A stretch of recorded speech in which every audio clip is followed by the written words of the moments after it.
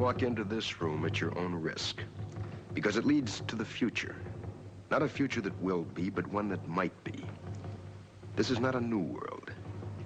It is simply an extension of what began in the old one.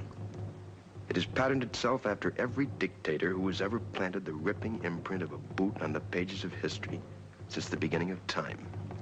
It has refinements, technological advances, and a more sophisticated approach to the destruction of human freedom. But like every one of the superstates that preceded it, it has one iron rule. Logic is an enemy and truth is a menace. This is Mr. Romney Wordsworth in his last 48 hours on Earth. He's a citizen of the state, but will soon have to be eliminated. Because he's built out of flesh, and because he has a mind.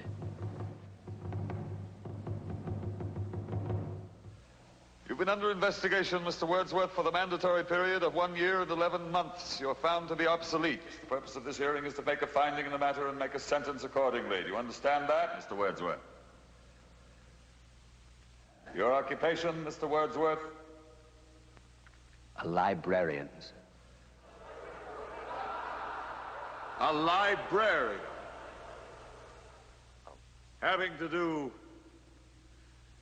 with books. Yes, sir. Books. Since there are no more books, Mr. Wordsworth, there are no more libraries. The field investigators in your sector have classified you as obsolete. Your rights are as follows, Mr. Wordsworth. You are to be liquidated within a period of 48 hours. You are obsolete, Mr. Wordsworth. A lie. No man is obsolete. You have no function, Mr. Wordsworth. You're an anachronism, like a ghost from another time. I am nothing more than a reminder to you that you cannot destroy truth by burning pages. You're a bug, Mr. Wordsworth, a crawling insect, an ugly, misformed little creature who has no purpose here, no meaning. I am a human being. Delusions, Mr. Wordsworth. Delusions that you inject into your veins with printer's ink. The narcotics that you call literature, poetry, essays of all kind, all of it an opiate. You have nothing but spindly limbs and a dream, and the state has no use for your kind. I don't care. I tell you, I don't care. I'm a human being. I exist.